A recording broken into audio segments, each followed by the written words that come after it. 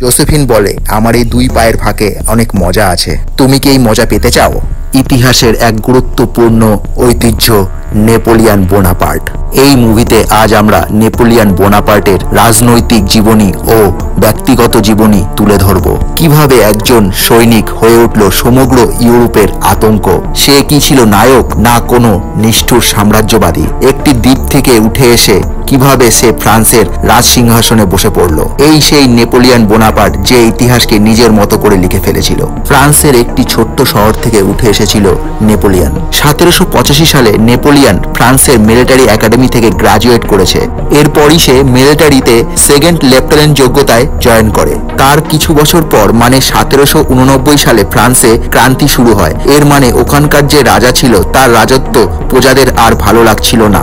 রাজার পক্ষে যারা যারা ছিল রাজা সমেত তাদেরকে সবাইকেই মেরে ফেলা হয়। আর দেখা যায় ওখানকার যে রানী ছিল তাকে মৃত্যুদণ্ড দেওয়ার জন্য নিয়ে যাওয়া হচ্ছিল। আর আশেপাশের জনতা তাকে খুব কুরুচিকর কথা বলছিল ও যত ময়লা আবর্জনা তার দিকে ছুঁড়ে মারছিল। এরপর সেই রানীকে গিলোটিন নামের এক যন্ত্রের মধ্যে মাথা ঢুকিয়ে দেওয়া হয়। এরপরে তার মাথা কেটে তাকেও মেরে ফেলা হয়। আর সেই মাথাটা নিয়ে সবাইকে দেখানো হয় আর সব জনতারা আনন্দ এতে উচ্ছ্বাসিত হয়। ওখানে দাঁড়িয়ে থাকা এক সেনাপতির মাথায় অন্য কিছু চলছিল। সেই সেনাপতির নাম ছিল নেপোলিয়ান বোনাপার্ট। বন্ধুরা, এই সে যে আগামী দিনে ফ্রান্সের রাজসিংহাসনে বসবে আর সমগ্র ইউরোপকে আতঙ্কে ফেলবে। পরের সিনে দেখা যায় ফ্রান্স আর্মির কমিশনার, আর নাম পল, সে নেপোলিয়নের সাথে একটি বৈঠকে বসে। পল বলে ফ্রান্সের কিছু বিদ্রোহীরা টেলনের পোর্টকে দখল করে রেখেছে ও তাকে সাহায্য করছে ব্রিটিশ আর্মিরা কিছু জাহাজ নিয়ে এসে তাদের পাহারাও দিচ্ছে। এতে আমাদের ব্যবসা বাণিজ্যতে খুব ক্ষতি হচ্ছে। এরকম ভাবে যদি চলতে থাকে তো আমাদের ফ্রান্সের অর্থনীতি ধ্বংস হয়ে যাবে। এরপর নেপোলিয়ন প্ল্যান করে যে আমাদের ব্রিটিশ শাসনটা যেখান থেকে টেলন শহরকে দখল করে সেখানে আগে আমাদের আক্রমণ করতে হবে। ফ্রান্সে অস্ত্রশস্ত্র সংখ্যা খুব কম থাকায় সে পুরনো যত কামান ছিল সেগুলোকে আবার নতুন করে রিপেয়ার করে। নেপোলিয়নের প্ল্যান ছিল যে এদেরকে আচমকা হামলা করতে হবে। তো সেই মতো তারা এক রাত্রির বেলা যায় ও টেলনের দুর্গে তারা বোম লাগিয়ে দেয়। এইদিকে ব্রিটিশ সৈন্যরা রাতের বেলায় পার্টি করছিল ও নেশা করছিল। ইতিমধ্যে আচমকা তারা হামলা করে দেয়। যুদ্ধ শুরু হয়ে যায়। এই যুদ্ধে নেপোলিয়নের ঘোড়াও মারা গেছিল। তাও সেই যুদ্ধ থামায়নি। সে ওই অবস্থাতেই যুদ্ধ করে ও দুর্গ দখল করে নেয়। দুর্গে যত কামান লাগানো ছিল সেই কামান দিয়েই তাদের জাহাজ সব উড়িয়ে দেয় আর নেপোলিয়ন যুদ্ধ জিতে যায়। নেপোলিয়ন তার ঘোড়ার জন্য খুব আফসোস করছিল। এই বিজয়ের জন্য নেপোলিয়নকে ফ্রান্সের তরফ থেকে ব্রিগেডিয়ার জেনারেল ঘোষিত করা হয়। কিন্তু ফ্রান্সের রাজনীতিতে এমন এক নেতা ছিল তার নিজস্ব ফায়দার জন্য যাকে তাকে মৃত্যুদণ্ড দিত। কিন্তু পলের তাকে আগা থেকেই পছন্দ ছিল না। এই বিষয়টা নিয়ে পল নেপোলিয়নের কাছে পরামর্শ নেয়। একদিন সভা চলছিল। সেই সভাতে সেই নিষ্ঠুর নেতা বক্তৃতা দিচ্ছিল, কিন্তু তার বক্তৃতা কারোরই পছন্দ হয় না। তো সবাই তাকে মারতে চলে যায়, কিন্তু সে নিজেকে গুলি করে, কিন্তু সে কোনো রকম বেঁচেও যায়। পরে তাকে সেই গিলোটিন দিয়ে মৃত্যুদণ্ড দেওয়া হয়। সাথে সেই নিষ্ঠুর নেতার অধীনে থাকা 46,000 বন্দীকে মুক্ত করা হয়। এরপর নেপোলিয়ন একটি পার্টিতে যায়। সেখানে জোসেফিন নামের একটি মেয়েকে দেখে ও তাকে পছন্দ হয়। সে বারবার তাকে ঘুরে ঘুরে তাকাচ্ছিল। এরপর মেয়েটি তার কাছে এসে বলে, তুমি আমাকে এইভাবে ফলো করছো কেন? নেপোলিয়ন তার কথায় উত্তর না দিয়ে তার নাম জিজ্ঞেস করে। তখন মেয়েটি বলে, এটা খুঁজে বের করো, এই বলে চলে যায়। এরপরে নেপোলিয়নের দপ্তরে একটি বাচ্চা ছেলে আসে। সে বলে, আমার বাবা এক যোদ্ধা ছিল, সে যুদ্ধতে মারা গেছে, তার তরোয়াল আমার চাই। নেপোলিয়ন বলে, কোনো সাধারণ মানুষকে কোনো অস্ত্রশস্ত্র দেওয়া যাবে না। বাচ্চা ছেলেটি এবার বলে, এটি আমি নিজের বাবার স্মৃতি হিসাবে কাছে রাখবো না, বাড়িতে সাজিয়ে রাখবো। এর পরের সিনে দেখা যায় নেপোলিয়ন সেই অস্ত্রাগারে যায় যেখানে সবার তরোয়াল ছিল। সেখান থেকে যে কোনো একটি তরোয়াল নিয়ে সে তার বাড়িতে যায় তাকে দিতে। কিন্তু সেখানে গিয়ে দেখে বাড়িটি হলো জোসেফিনের বাড়ি আর ছেলেটি হলো জোসেফিনের ছেলে। জোসেফিন যাকে সে পার্টিতে দেখেছিল।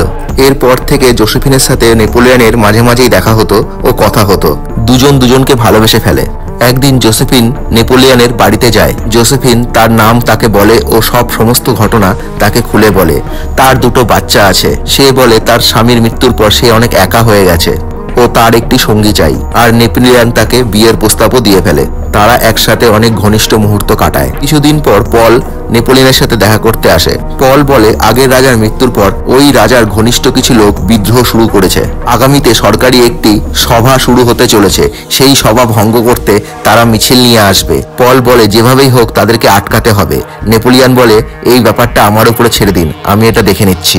পরের দিন দেখা যায় মিছিল শুরু হয়ে গেছে। নেপোলিয়ন সৈন্যদের নিয়ে রাস্তার মাঝখানে চলে আসে। মিছিল যখন অনেকটা কাছাকাছি চলে আসে তখন নেপোলিয়ন কামান দিয়ে তাদের উপরে হামলা করে দেয়।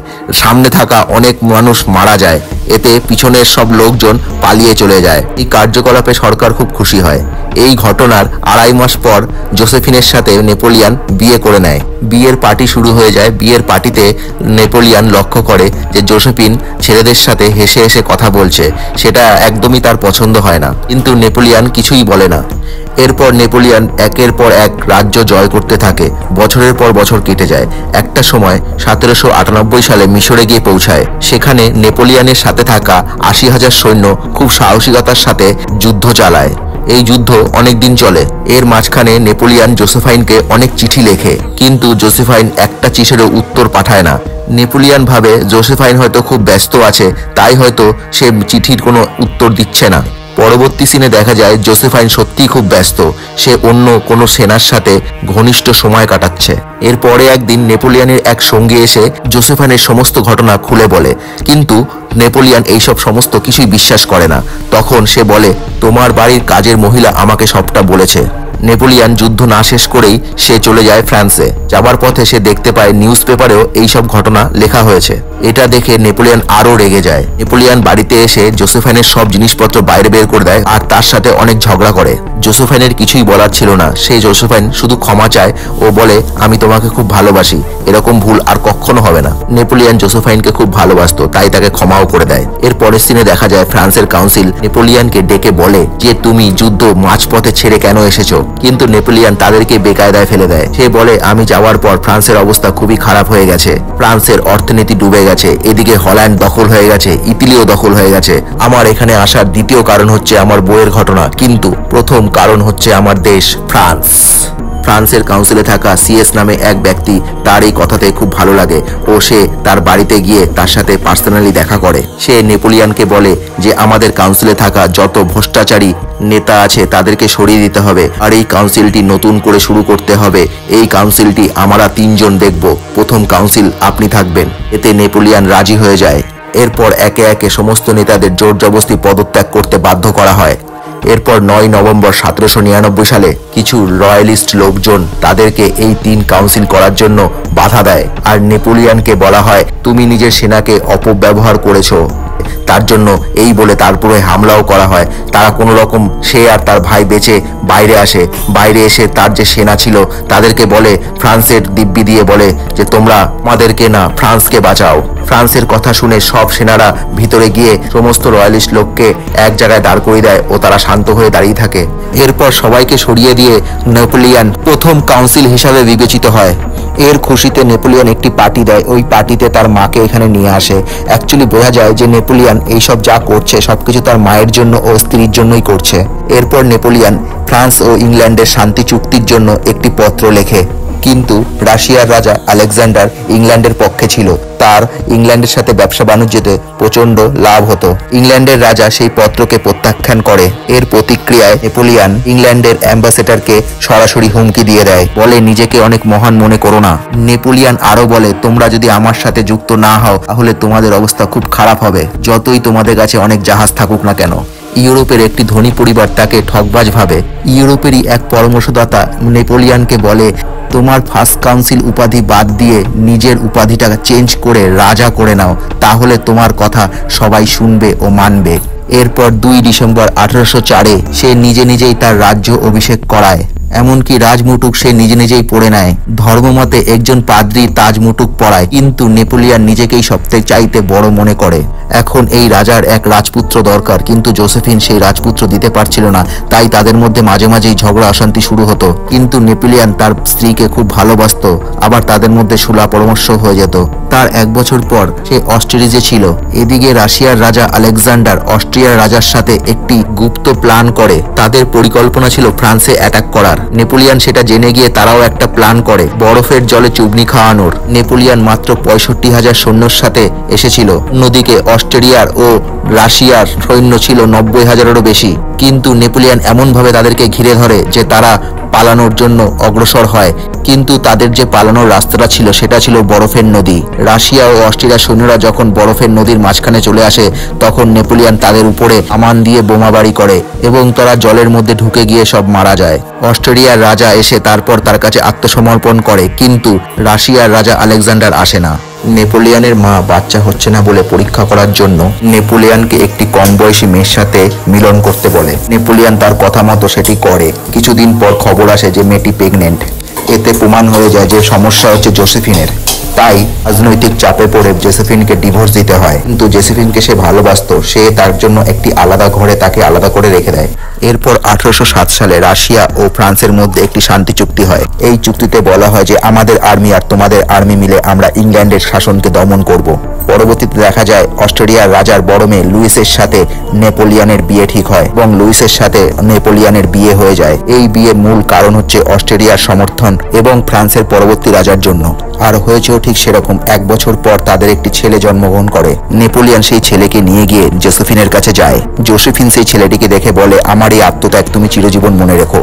এর কিছু বছর পর রাশিয়ার রাজা আলেকজান্ডার ফ্রান্সের আবার বিরুদ্ধে চলে যায় ও তারা ইংল্যান্ডের সাথে আবার ব্যবসা বাণিজ্য শুরু করে দেয়। এটা নেপোলিয়ানের একদম পছন্দ হয় না। নেপোলিয়ান বলেই রেখেছিল ইংল্যান্ডের সাথে কোনো ব্যবসা বাণিজ্য করা যাবে না। রাশিয়াকে শিক্ষা দেওয়ার জন্য নেপোলিয়ান যুদ্ধের পরিকল্পনা করে। নেপোলিয়ান ভেবেছিল 3 সপ্তাহের মধ্যে রাশিয়ায় ঢুকে তারা তাদেরকে শাস্তি দিয়ে চলে আসবে, কিন্তু রাশিয়া এই জায়গাতে একটি অন্যরকম পলিসি করে। এই পলিসির নাম হলো স্কচ আর্থ পলিসি। ফ্রান্সের সৈন্যরা রাশিয়ার ভিতরে যতই ঢুকছিল রাশিয়ার সৈন্যরা ততটা পিছনে চলে যাচ্ছিল আর সেই জায়গাগুলি জ্বালিয়ে পুড়িয়ে ছাই করে দিচ্ছিল, যাতে ফ্রান্সের সৈন্যরা কোনো খাদ্যশস্য না পায়। ফ্রান্সের সৈন্যরা খুব দুর্বল হয়ে পড়ে। আর সেটি ছিল সেপ্টেম্বর মাস, সেখানে খুব ঠান্ডাও পড়েছিল। এইভাবে তারা মস্কোতে গিয়ে পৌঁছায়। ওখানে গিয়ে দেখে সেখানেও সব কিচ্ছু নেই। তারা ওখানে একদিন থাকে, কিন্তু আত্মসমর্পণ করতে কেউ আসে না। এরপর তারা বিরক্ত হয়ে ওখান থেকে চলে আসে। আসার পথে আবহাওয়া এত খারাপ হয় যে তাদের সৈন্য অনেক মারা যায়। নেপোলিয়ান 50 লাখ সৈন্য নিয়ে গেছিল, তারা ফিরে আসে মাত্র 40,000 সৈন্য নিয়ে।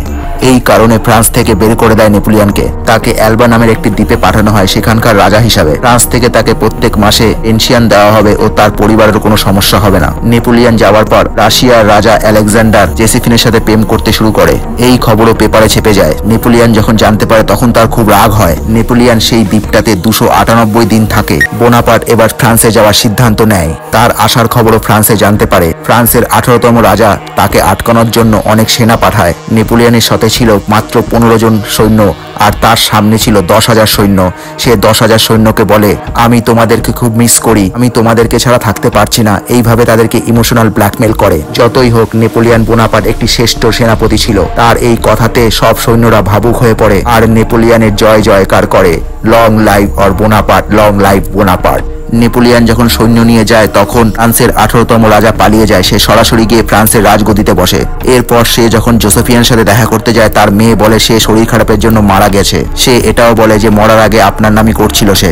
এরপর অনেক বছর কেটে যায়। 1815 সালে নেপোলিয়ানের বিরুদ্ধে সব দেশ একজোট হয়ে নেপোলিয়ানের বিরুদ্ধে লড়াই করার সিদ্ধান্ত নেয়। 18 জুন যুদ্ধ শুরু হয়ে যায়। এই যুদ্ধটি শুরু হয় ওয়াটারলু একটি জায়গায়। সব দেশের সৈন্য 68,000 সৈন্যর সাথে ফ্রান্সের যুদ্ধ হয়। এর সাথে আরো যোগ দেয় পার্সিয়ান সেনারাও। নেপোলিয়ানের এই অবস্থাতে হারের মুখোমুখি হতে হয়। নেপোলিয়ান সেখান থেকে পালিয়ে যায়। এই যুদ্ধে ফ্রান্সের 72,000 সৈন্য মারা যায়। এরপরে ইংল্যান্ডের সেনারা নেপোলিয়ানকে ধরে ফেলে। অক্টোবরের 1815 সালে নেপোলিয়ানকে সেন্ট হেলেনা নামের একটি দ্বীপে পাঠানো হয়। এই দ্বীপটি ছিল আরো অনেক দূরে আর এই দ্বীপের মধ্যে ছিল ইংল্যান্ডের সেনারা। ইংল্যান্ডের সেনারা তাকে নজরবন্দি করে রাখে। এর 5 বছর পর 1821 সালে নেপোলিয়ানের স্টমাক ক্যান্সার হয়ে মারা যায়। অবশ্য এই পিছনে অনেক দ্বন্দ্ব আছে। অনেকেই মনে করে নেপোলিয়ানের খাবারের মধ্যে অল্প অল্প করে বিষ মেশানো হতো, এতে নেপোলিয়ান মারা গেছে। এই ছিল নেপোলিয়ান বোনাপার্টের জীবনী। নেপোলিয়ান 61টা যুদ্ধ করে, এর ভিতরে 52টা যুদ্ধ সে জিতেছিল। এই যুদ্ধতে অনেক সৈনিক মারা গেছে। 22 বছরে 30 লক্ষ সৈনিক মারা গেছে। নেপোলিয়ান মরার সময় তার শেষ বাক্য ছিল ফ্রান্স, আর্মি ও জোসেফিন। আপনার যদি এই মুভি এক্সপ্লেনটি খুব ভালো লাগে, বন্ধু যাওয়ার আগে একটি লাইক ও সাবস্ক্রাইব করে যাবেন। থ্যাংক ইউ বন্ধুরা, ভালো থাকবেন।